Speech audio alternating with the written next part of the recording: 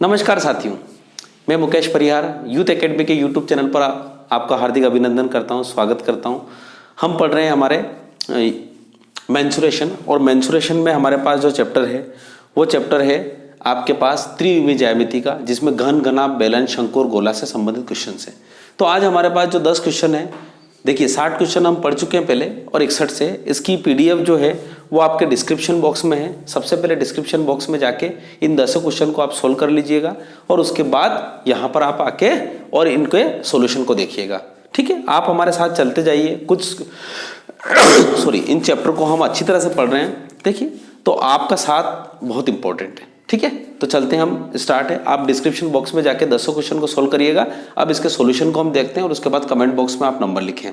ठीक है, चलिए सबसे पहले घन का और घनाभ का।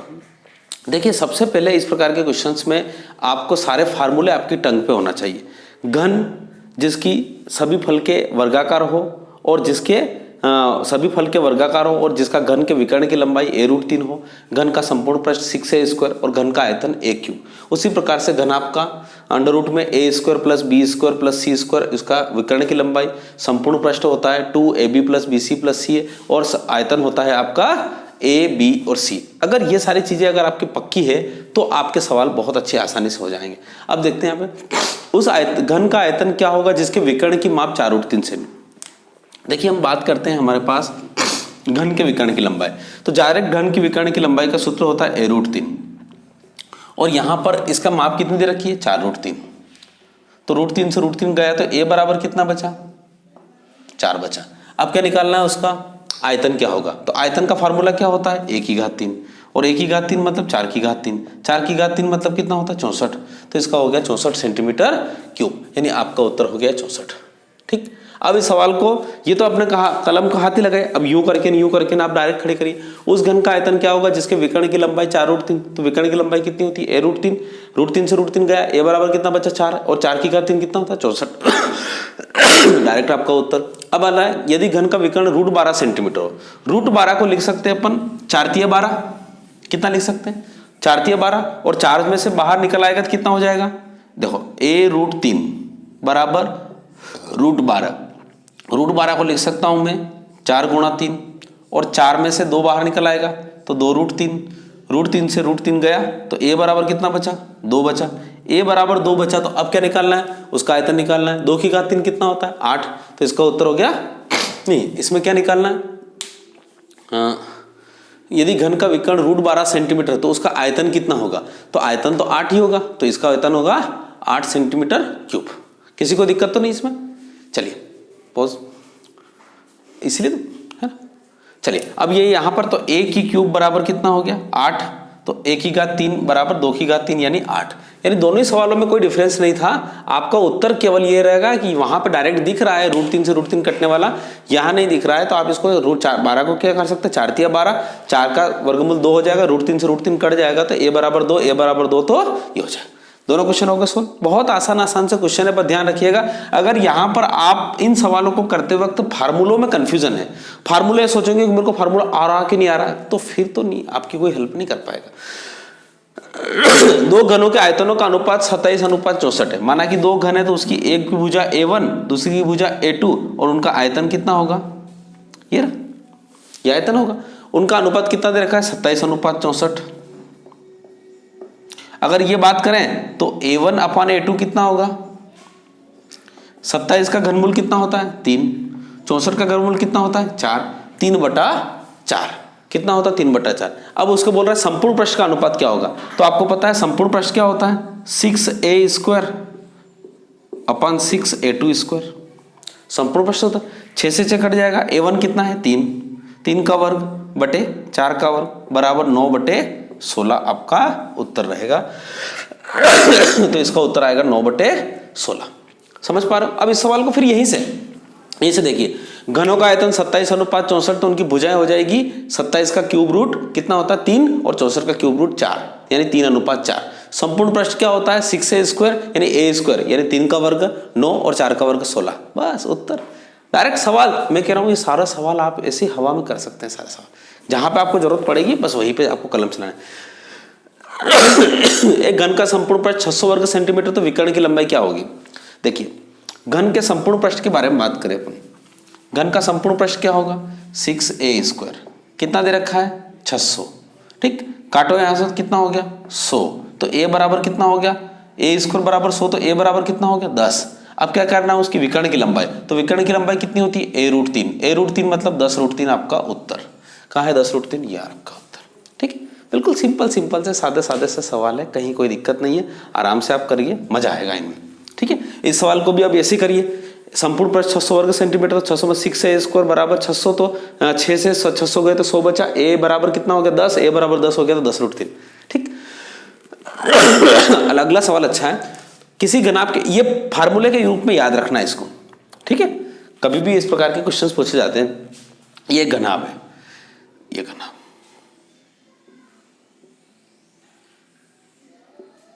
ये घनाभ।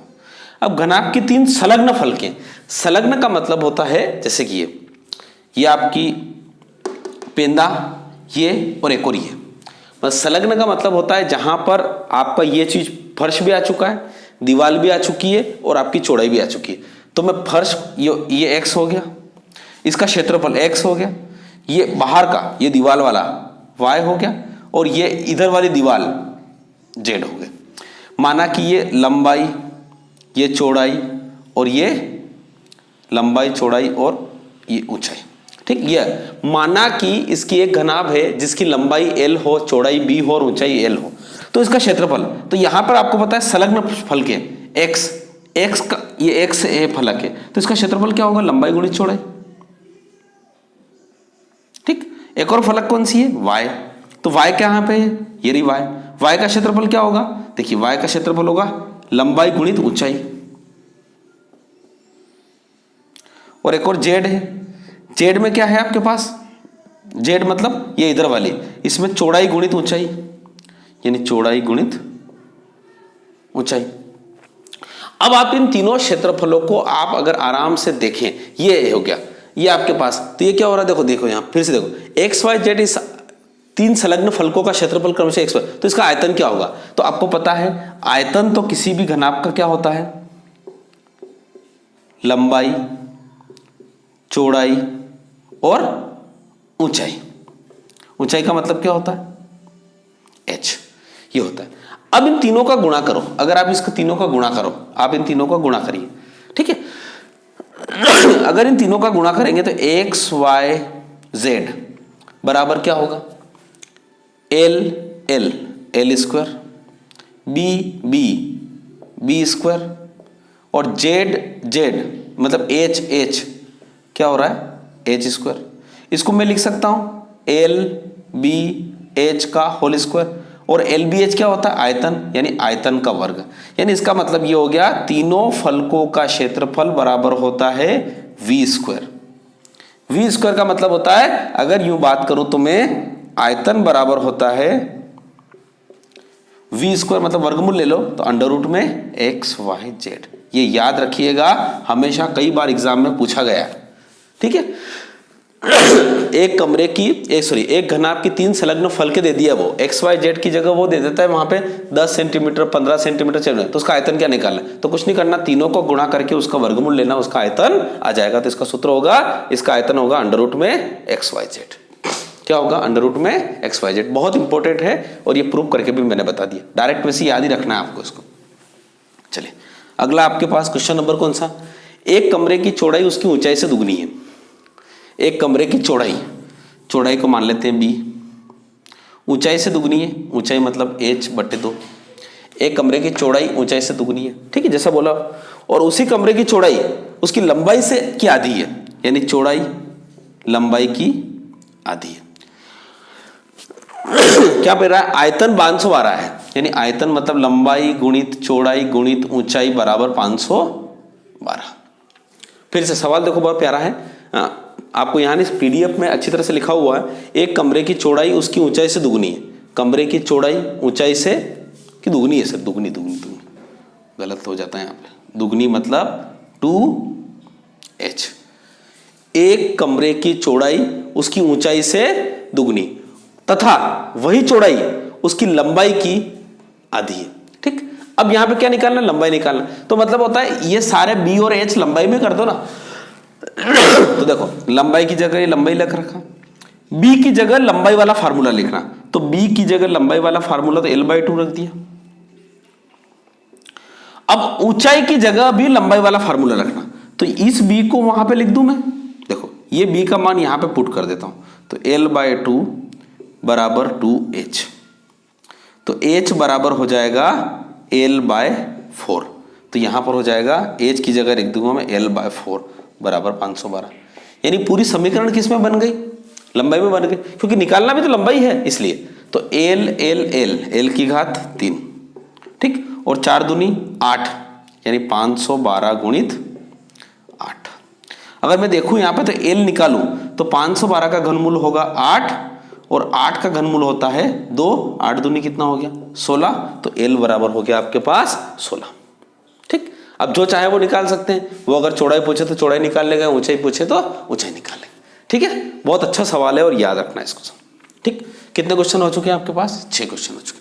क्वेश्चन नंबर 7, क्वेश्चन नंबर 7 क्या है, उस सबसे लंबी छड़ की याद करिए जो 10 मीटर, 6 मीटर और 4 मीटर वाले हाल में रखी जा सकती है। तो आपको पता है ये घनाभ की बात कर रहा है, और घनाभ में सबसे लंबी से लंबी छड़ को रखने का मतलब होता है उसके विकर्ण की लंबाई। तो घनाभ के विकर्ण की लंबाई का सूत्र होता है a² + b² + c², मतलब लंबाई का वर्ग, चौड़ाई का वर्ग और ऊंचाई का वर्ग। लंबाई कितनी है 10, 10 का वर्ग कितना होगा 100, चौड़ाई कितनी है 6, 6 का 36, और ऊंचाई कितनी है 4, 4 का कितना 16, ये हो गया 36, 16 कितना होता है 36, 16, हाँ याद तो करना नहीं आपने, कोई बात नहीं, 152, ये टोटल हो गया 36 और 16 52, यानी 152। अब 152 को क्या करना है, अब इसमें देखिए 152 कहाँ दिख रहे हैं, देखो ध्यान से देखिए, इसमें वैसे दिख रहा है, वैसे आप इसको फैक्टर कर सकते हो यहाँ से, अगर इसके फैक्टर करोगे तो भी कट जाएगा, फैक्टर करोगे तो 4 से कट रहा है, देखो 4 से कट रहा है, ये 4 तिया 12, 4 और 8 32 गुणा 4, यानी 38 गुणा 4 है ये। अब यहाँ पे 38 दिख रहा है, ये 38, 38, ये 38, अब ये 4 बाहर आ जाएगा, तो 4 बाहर आ जाएगा तो कितना हो जाएगा 2√38, तो इसका मतलब होता है इसका उत्तर होगा 2√38 मीटर, मीटर है तो मीटर लिखिए, 2√38 मीटर, आपका उत्तर हो गया 2√38 मीटर। ठीक है, बहुत सिंपल सिंपल से क्वेश्चंस हैं, पर आपको आना चाहिए। कुछ नहीं, सेम 68 जैसा ही क्वेश्चन है, 8 सेंटीमीटर, 6 सेंटीमीटर, 2 सेंटीमीटर बक्से में अधिकतम लंबाई की पेंसिल कितनी रखी जा सकती है। तो अधिकतम लंबाई की पेंसिल अगर रखने के लिए आपको वही विकर्ण की लंबाई निकालना है, तो 8 का वर्ग 64, 6 का वर्ग 36, 2 का वर्ग 4, 36 4 40, अरे 36 और 4 40, 40 और 64 कितना होता है 36, 40 और 64 कितना होता है 104, 104। अब ये भी किस में है, अंडर रूट में। अब 104 यहां पे दिख रहा होगा आपको कहीं ना कहीं। अब देखिए 26, 26 दूना 52, 52 दूना 104, यानी इसका मतलब होता है ये 26 गुणा 4 है, और 4 का वर्गमूल कितना होता है 2, तो 2√26 इसका उत्तर होगा, आपका उत्तर होगा 2√26 सेंटीमीटर। कुछ नहीं, बड़े आसान आसान से क्वेश्चन हैं।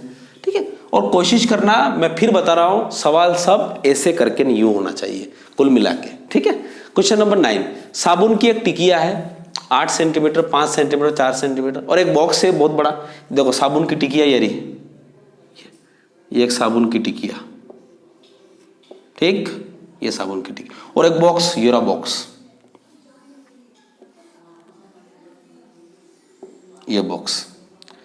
अब इस बॉक्स में कितनी टिकिया अधिकतम रखी जा सकती है, तो कुछ नहीं, बड़े का आयतन बटे छोटे का आयतन।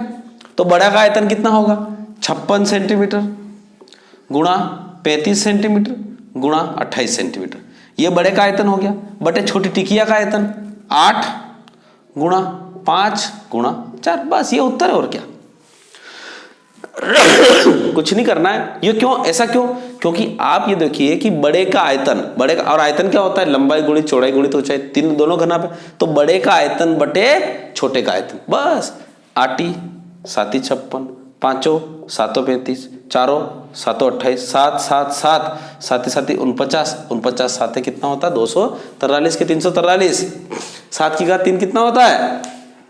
343। ये आपका उत्तर हो गया 343। बहुत आसान से क्वेश्चन है, ठीक है, आया समझ में? ये हो गया।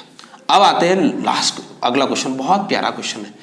एक 50 मीटर है, ध्यान रखिए, 50 मीटर लंबी, 3 मीटर चौड़ी और 0.25 मीटर ऊंची माप की दीवारों के लिए एक ईंटें, अब ये ईंट है, ये ईंट, और ईंट भी कितनी में? सेंटीमीटर में। कितनी ईंटें अगर लगेगी तो इसका मतलब होता है दीवार का आयतन। देखिए दीवार का आयतन क्या होगा? 50 गुणा 3 गुणा 0.25, ये तो हो गया दीवार का आयतन। दीवार के आयतन में एक ईंट का आयतन का भाग दे दो, 30 गुणा 12.5 गुणा 10, ठीक। ये सभी किस में है? सेंटीमीटर में, और ये सब किस में है? मीटर में। तो इस सेंटीमीटर को अगर मीटर में चेंज करना पड़ेगा, या इस मीटर को अगर सेंटीमीटर में चेंज करना पड़ेगा, तो यहां पे देखो ध्यान रखिएगा, 100 का गुणा यहां होगा, फिर 100 का गुणा भी उधर होगा, फिर 100 का गुणा भी इधर होगा। समझ पा रहे हो? लंबाई भी ये भी 100 मीटर में चेंज होगी, तो 100 का इधर गुणा, ये भी 100 में चेंज होगी, या फिर ये 50 सेंटीमीटर में चेंज होगा तो 100 का गुणा, ये 3 भी 100 का गुणा, और ये भी होगा तो गुणा होगा। तो ये हो गया दीवार का क्षेत्रफल, ये दीवार का आयतन हो गया, और ये भी किसका हो गया? एक ईंट का आयतन हो गया, और दोनों किस में हो गई? सेंटीमीटर में हो गई। परंतु दीवार जो होती है उसमें 10% ईंट, दीवार में सीमेंट और बालू रहती है। इसका मतलब होता है ईंटों का प्रयोग कितने परसेंट में किया जाता है? 90% में। तो इसका मतलब होता है ये ऊपर वाला जो भाग है वो 90% है, यानी 90/100। ये जो आयतन है ना, ये आयतन कितना परसेंट होना चाहिए? 90%। क्योंकि अगर यहाँ पे ऊपर 100 ही रखें तो फिर ईंट का भी जो ईंटों का जो है वो ईंटें ज्यादा चाहिएगी आपको। क्यों? क्योंकि आपने सीमेंट, दीवार बनाने में सीमेंट भी तो जगह घेरेगी, सीमेंट भी घेरेगी, बालू रेत भी घेरेगी, उस प्रकार से। ये बिल्कुल परफेक्ट सवाल, बस इसको काट लीजिए। तो बड़ा प्यारा तर ढंग से काटना। इसको एक जीरो और यहाँ लगाओ, दशमलव के बाद 2 जीरो, दशमलव के बाद 2 जीरो, कट गए। देखिए 100 से ये 100 कट गए, 1 2 3 जीरो काट लो, तो 3 जीरो यहाँ से काटेंगे तो देखो 1 जीरो तो ये कट गई, 2 और 3 जीरो भी कट गई। बड़े प्यारे प्यारे ढंग से काटो, ठीक है। 25 5 जो 125, और ये 5 से 5 कट चुका है, ये 3 से 3 कट चुका। बड़ी आराम से सारी चीजें कट चुकी है। अब कितना बचा? 90 बचा है और 2 जीरो बचा है। तो 90 में 2 जीरो लगाए तो कितना होगा? 9000। आपको 9000 ईंटों की जरूरत पड़ेगी। काटने का भी काम बड़ा आसानी से करिए। तो इस प्रकार से आपने आज यहाँ पे 10 क्वेश्चन पढ़े, ठीक है। आशा करता हूँ कि ये चीज़ आपको समझ में आई होगी। नहीं समझ में आया तो बिल्कुल आप कमेंट बॉक्स में लिखिए कि वो क्वेश्चन मेरे को समझ में नहीं आया। और इससे पहले मैंने घन और घनाभ वाला चैप्टर बताया तो उसमें 3 क्वेश्चन आपने बताए थे। तीनों क्वेश्चनों के जवाब कमेंट बॉक्स में बहुत सारों ने सही लिखे है, किसी ने कुछ गलत लिखा है तो उसको थोड़ा सुधार लीजिएगा, ठीक है। एक बार और उसको करिएगा, ठीक है। तो आशा करता हूँ कि ये सेशन आपको अच्छा लगा होगा और इसी प्रकार से हमें जारी रखें। इसके लिए भी हमें थोड़ा प्रोत्साहित करते रहिए कि इस प्रकार के टेस्ट बनाइए। और आपके सुझाव भी कमेंट बॉक्स में हाजिर है, बिल्कुल कहीं कोई दिक्कत नहीं है। बी फ्रैंक, आप सुझाव अपने कमेंट बॉक्स में लिख सकते हैं, ठीक है। और वीडियो अच्छा लगे तो अपने दोस्त को इस कोरोना वाली जंग में सबको भेजिए, घर पे जाके वो व्हाट्सएप स्टेटस की बजाय इन चीजों को ज्यादा पढ़े, ठीक है। Thank you so much. जय हिंद, जय भारत।